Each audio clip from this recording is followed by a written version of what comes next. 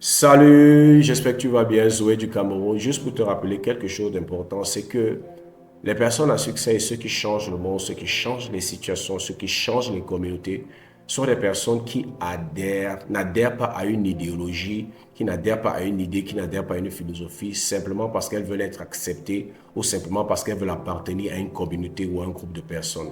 Les personnes à succès, les leaders véritables, sont des personnes qui n'ont qu'une seule philosophie de vie, c'est celle de soutenir ce qu'elles pensent être la vérité.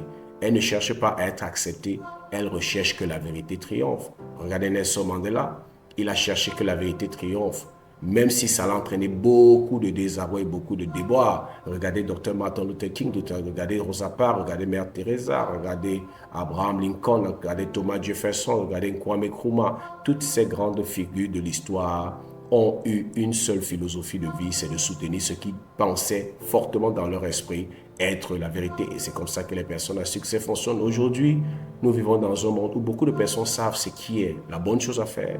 Beaucoup de personnes savent et croient fermement dans leur cœur que voici la vérité, mais beaucoup ne le font pas. Pourquoi? Parce qu'on veut être accepté, parce qu'on veut paraître politiquement correct, parce qu'on veut que les autres sentent que nous sommes l'un d'eux et parce que nous voulons être parmi eux, nous sommes prêts à nous compromettre. Les personnes à succès ne se compromettent pas sur ce qu'elles pensent être la vérité. La vérité pour les personnes à succès, pour les vrais leaders, c'est une chose capitale. Parce que pour elles, la seule chose qui doit triompher, ce n'est même pas elles-mêmes, c'est ce qu'elles pensent être la vérité. Et elles n'ont pas peur de mettre en danger même leurs relations avec leurs proches, même leurs relations avec leurs amis et leurs collaborateurs et leur cercle fermé pour ce qu'elles pensent être la vérité. Et très souvent, ce qui se passe, c'est qu'à la fin, ces personnes qui se sont vues rejetées par leur cercle fermé, leur cercle restreint, ces personnes qui les ont rejetées reviennent pour reconnaître que c'est toi qui avais raison, c'est toi qui connaissais, c'est toi qui avais vu clair, c'est toi qui avais vu juste. Si toi et moi aussi nous voulons être des personnes qui vont changer le monde, qui vont changer nos communautés, qui vont faire de l'impact,